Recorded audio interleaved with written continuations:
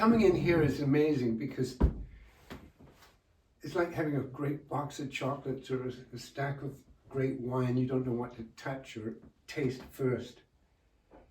And what's amazing about the house is that wherever you are here, you're way back in time, and time doesn't exist here. Well, time does exist, but it's not this century, and it's not the previous century. It's the 15th, 16th, 17th, 18th century. And it's wonderful. There's so much texture in the place, so much pattern. Texture is really an important part of the house, because everything has a tactile.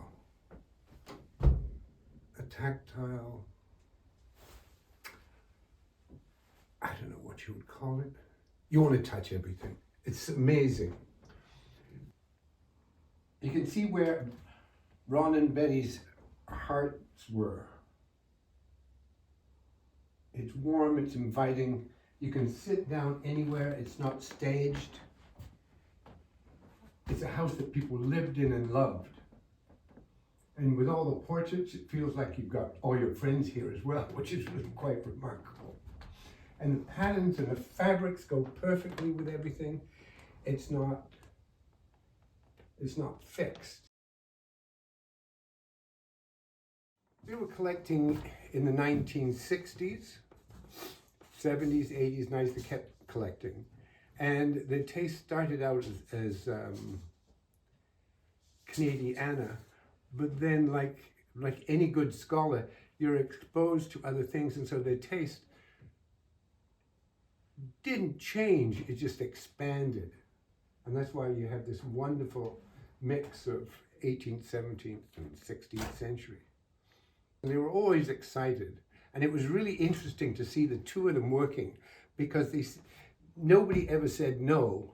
Ron would say, "Isn't this wonderful? We could put it such and such a place." And Betty would say, "Well, yes, but..." And then Ron would go on, and then Ron would show it. "Would you like that, Betty?" "Oh, that's really nice. But..." And so it was really great, because Ron would have bought the world and stuffed it all in here. Instead, you know, they worked together to find the right thing for the right place. There are lots of things to see, but they all have a practical purpose. So it's like I've always said, that great antiques are beautiful, practical things. And Ron and Betty collected that way. You can never get enough chairs, because chairs aren't just used for sitting in. They're used to throw a coat over or a dressing gown or something like that. And they're beautiful. You can trace the history of design through chairs so nicely. And they have an amazing number. But it doesn't seem out of sorts. It's just, that's the way they wanted to live, and they did a wonderful job of doing that. I think when you see this, it's important to see them, all the different objects together, and how it's like a big extended family. It all has the same quality, and they don't, even though they're from different eras, they all seem to fit together, because it's all great design.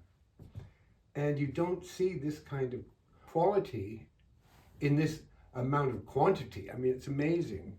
But they did an incredible job of doing it. And I can't stress the fact that there's so much great pattern, texture, and quality of execution on. You know, if you asked me what my favorite piece was in here, I couldn't answer, because there are too many things. It's going back to that box of chocolates. You want to have them all. And it's that really great.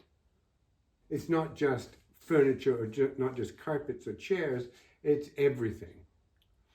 And that's what really makes it special. I've never been in a house in Canada that's like this.